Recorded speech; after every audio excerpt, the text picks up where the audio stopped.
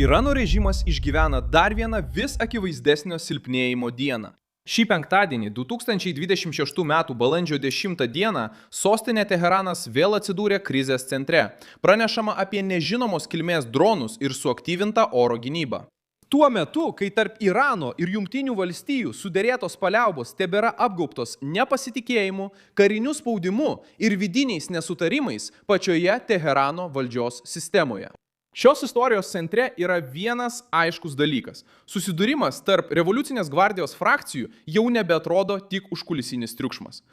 Tai ima rodytis kaip viešas simptomas režimo, kuris prarado tvirtumą būtent tada, kai bando dėrėtis dėl savo išlikimo. Iš esmės įvyko politinis ir veiklos susiskaldimas pačios regioninės krizės metu.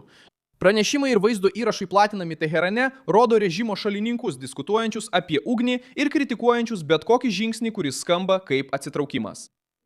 Street Journal pranešė, kad susitarimą kritikuoja režimui lojalūs asmenys. Tuo tarpu Guardian aprašė viešas diskusijas ir nepasitenkinimą tarp vyriausybę palaikančių sluoksnių Irano sostinėje.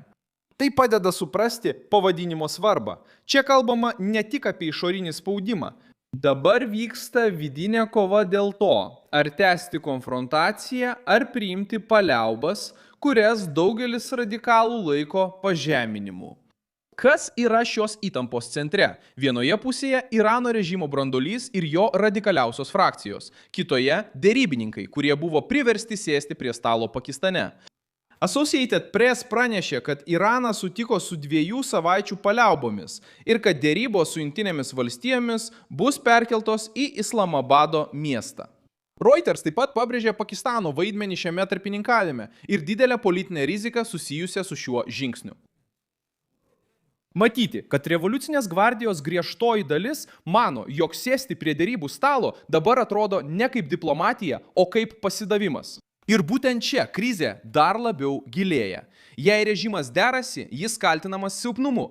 Jei atsisakoma dialogo, didėja naujos karinės eskalacijos ir dar didesnio ekonominio spaudimo rizika. Kur tai sprogsta stipriausiai? Teherane, sostinės apylinkėse ir taip pat diskusijose apie Libre. Reuters užfiksavo, kad paliaubos tarp Jungtinių valstijų ir Irano jau patiria didelį spaudimą, nes Izraelio atakos Libane sukėlė rimtą įtampą susitarimui. Pati ES diplomatijos vadovė pareiškė, kad paliaubos turėtų būti išplėstos ir Libanui. Tai rodo, kaip krizė vienu metu plinta keliose vietose. Irano režimas mėgina sudaryti įspūdį, kad padėtį kontroliuoja, tačiau realybė yra daug griežtesnė. Virš sostinės skraido dronai, vyksta vidinės kovos, o tarptautinės dėrybos vyksta kryžminės ugnies sąlygomis. Tai sprogstamas, painus ir pavojingas vaizdas. Kaip šis spaudimas virsta ir politinė kova už Irano ribų. Savo kalboje Didžiosios Britanijos ministras pirmininkas Keiras Starmeris pareiškė, kad karas su Iranu turi tapti lūžio tašku Jungtiniai karalystiai ir pasisakė už naują kryptį, siekiant apsaugoti energetiką, gynybą ir ekonominį saugumą. Tuo pačiu metu Starmeris ir kiti Europos lyderiai reikalauja stabilizuoti regioną ir užtikrinti laivybą Hormuzo sąsiauryje. Būtent tuo metu Reza Pahlavis perėjo į puolimą. Ketvirtadienį paskelbtoje žinutėje jis apkaltino Londoną nuolaidžiavimu Irano režimui ir pareikalavo keisti poziciją, sakydamas, kad Starmeris turėtų elgtis kaip Čerčilis, o ne kaip Čemberlenas. Kritika buvo tiesioginė. Tai buvo griežta, apskaičiuota ir simbolinė žinutė. Pasak Pahlavio, kalbėti apie palengvėjimą ir paliaubas, nesusidorojus su revoliucinė gvardija, reiškia tik pratęsti problemą, o ne ją išspręsti. Kodėl tai dabar taip svarbu?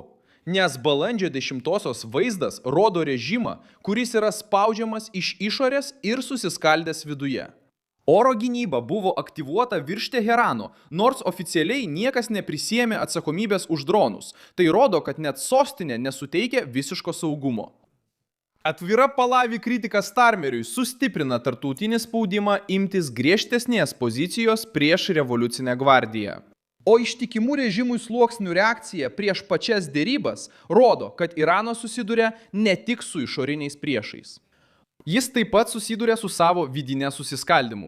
Paskutinė žinutė paprasta. Kai Tėja Capital pereina į parengties režimą, kai paliaubos jau iš karto apgaubtos nepasitikėjimu, kai opozicija tremtyje griežtina toną prieš Londoną, tai, ką matome, nėra stabilumas. Tai, ką matome, yra apsiaustas režimas, bandantis atrodyti vientisas, nors jo įtrukimus vis sunkiau paslėpti.